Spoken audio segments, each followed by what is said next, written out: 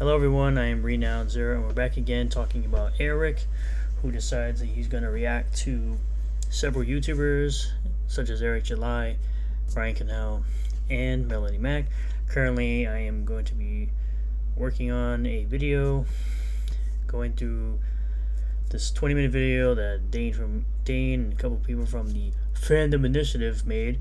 It'll probably be a Saturday video because it's going to take some more time for me to do, and I don't really have the time during this week, so I'm probably going to end up making that into a Saturday video. But today's video is going to be about him reacting to 3 videos, one from Airrick July, one from Ryan Canal, one from Melanie Mack. They're all shorts of his on his channel, and we're going to react and give commentary on these videos. So this first one is of Airrick reacting to the Marvels trailer, giving his opinion on the Marvels trailer, and of course Airrick gets it completely wrong. Let's jump into the video. Airrick back again with another video going after Airrick July about the Marvels, this time with a purple blue beard and glasses. Let's get right into it. Right on schedule. Brie Larson's The Marvels already has MCU fanboys in their feelings. Just say right on schedule. You mean just like you guys? I mean, it's funny, everyone knew that all of the usual suspects would be talking trash about Brie Larson and the Marvels, whether the trailer was good or bad. Yes, that's kind of what they do on their channels, dummy. They are pop culture channels for the most part, with maybe the exception of Airrick July, who does more socio-political commentary with a hint of pop culture. And yes, they are allowed to react to a trailer for a movie. It's not against the law to react to a trailer and give your opinion on a movie trailer. The whole point of a movie trailer is to look at it, speculate, think about it, look at it, and say, do I want to see this movie or do I not want to see this movie? It's like a foreign concept to these people. I'm tired of repeating it, but it's a foreign concept to people like this. And just like clockwork, even the people who watched it that typically hate Brie Larson struggled to find an issue with the trailer.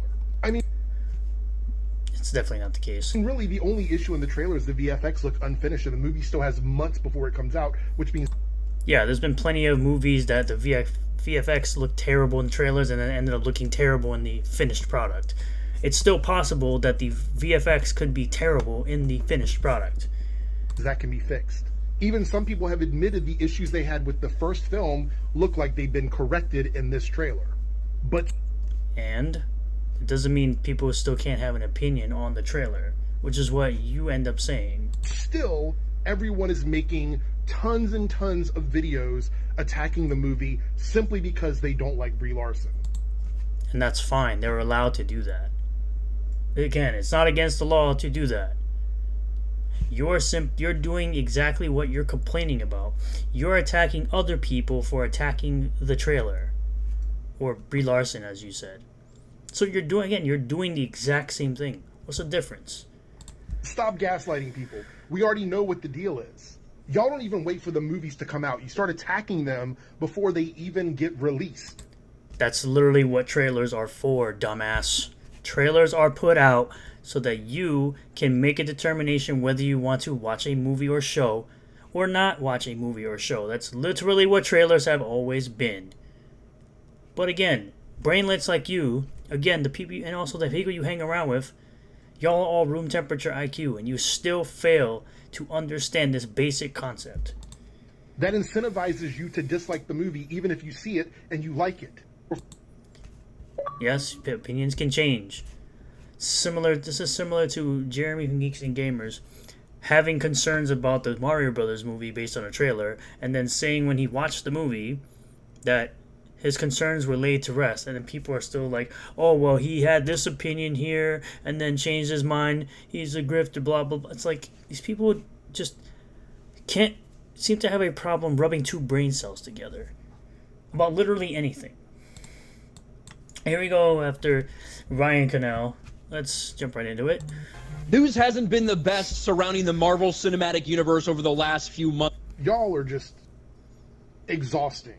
One, and yet here you are. Slightly underperforming movie, and you guys are like, the sky is falling. There's been a few underperforming movies: Black Widow, the Eternals, Shang-Chi. There's been a few Marvel movies that the most recent one, Ant-Man and the Wasp: Quantumania, looking to project to lose anywhere from $100 to $150 million. There's been quite a few Marvel movies that have lost money in recent years.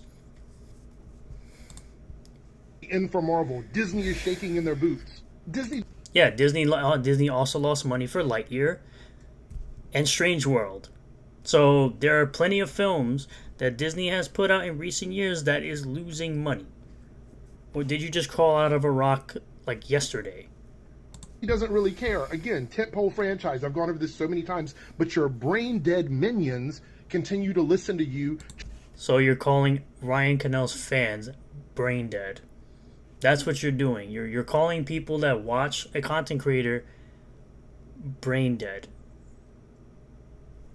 You don't insult people's audience. You probably end up doing the same thing to your own audience. You could be insulting an audience that could have crossover with you. I doubt it, but you just never know who you're insulting, whose fans you're insulting. Just give them bad information. Those open... It's definitely not bad information when they literally bring facts to their videos. Weekend numbers are for people who have money invested in the movie. That's it. And y'all don't even care about opening week numbers. Because you... Yes, they do. They literally have a guy, Odin, who does weekend projections and weekend box office numbers for pretty much every movie that comes out. Have gone ham on movies that have had amazing opening weekends just because you're like, oh, well, the second weekend won't be that good. So the goal... Yeah, because it's happening a lot with Marvel films. They make a prediction. It can make a prediction. There's this thing called making a prediction. What is so hard about this concept? Like, I don't understand these people that can't grasp, again, two brain cells together. They can't rub two brain cells together and figure out why they're so dumb.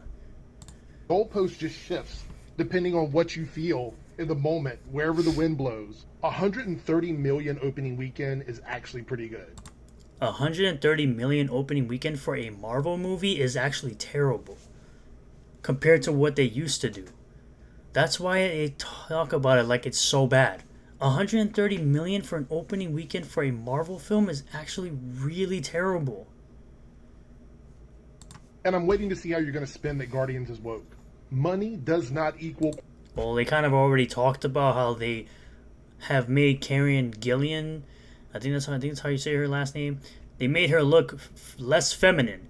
They made her look masculine, and they removed from the poster her titties and any kind of female shape off of that beautiful woman. So quality in film. It just doesn't. Underperforming movies can still be amazing. That usually when a film underperforms, it's either no one had interest in it or it was a terrible film. What the fuck are you talking about, dude? And last but not least, we've got the short with Melanie Mack. I'm sure people who watch me probably know who she is. Airrick, Melanie Mack is one of the most misinformed, disingenuous people on the platform. She is a misinformation funnel. Yeah, I don't think so. I don't believe so.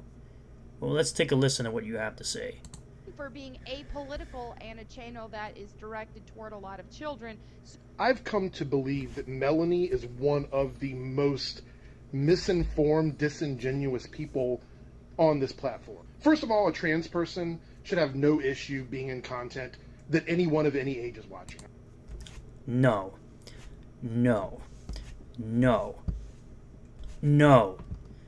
A trans person should not be involved in any content regarding children. Again, you tell on yourself that you indeed are a fucking weirdo, and you are pedophile adjacent, and you are a groomer. What in the hell are you talking about? Can we stop acting like drag queens in things like Blue's Clues and other children's shows is somehow okay? Can we stop the nonsense and stop acting like it's okay? Because it's not. If y'all want to do your little drag shows, you can do that with a bunch of adults. That's perfectly fine. Do not involve children. Again, I will say this every time I talk about this subject. It is not a hard concept to stop trying to warp the minds of people, of humans who cannot consent, who are very impressionable. They don't give a fuck about any of this weird shit. I don't know why you're so fixated on that. Seems like you guys are just... I don't know why you're so fixated on teaching sexual orientation and gender identity to children, but here we are. Here we are with a weirdo who has a multicolored beard. Just hyper fixated on that. Secondly, being trans or any other gender is not political. There's only two genders, buddy. I understand you're fucking retarded, but there's only two genders. It's been made political by you guys because you keep Trans is not a gender. insisting that it is, but it's not. It's a social thing. It's not a political thing. And this video is just Y'all make it a political thing. That's the problem.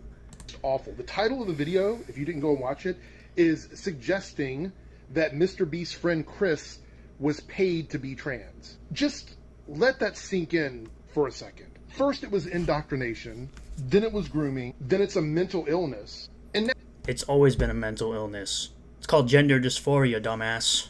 It's always been a mental illness. It still is a mental illness. It's never changed. That has never changed. I don't know where you get this weird idea that somehow changed. now people get paid to be trans. Make up your mind which one of those things. Well, people in Hollywood typically, well, lately, have been just randomly coming out as non-binary or gender fluid. Yeah. I can say maybe those people get paid to do stuff like that. They get paid to come on and say garbage like that. But at the end of the day, yes, y'all all trying to indoctrinate children because you're trying to be impressionable on impressionable minds. Y'all are trying to take children and mutilate their bodies before puberty or during puberty so that they cannot be the person that they were born as, the gender they were born as. Y'all are trying to change who they are. And it's really weird that it's always these soy boy looking ass motherfuckers that are always trying this shit and think it's okay. Because your whole little fandom initiative, y'all motherfuckers look like a bunch of soy boys and y'all fat as fuck. Like half of y'all are fat as fuck and gross. Trying to push this bullshit onto children and trying to be this white savior to people like Eric July, who would never say any of the stuff that he says to the man's face. Ever. Ever. And the fact that you are still making videos talking about, trans kids, they don't exist, buddy. You really need some help in your life. And I hope you get it one day. Thank you all for checking out this video. I really do appreciate all new subscribers, returning subscribers, new viewers, returning viewers. If you like the video, hit the like button. Comment below what you feel about all this. Do not interact with any of these people off this platform. Leave all of your comments in the comment section down below. Subscribe for more content. Hit the bell for notifications. Set it to all. That we get notifications anytime I post a new video. And I will see you all on the next one. Peace.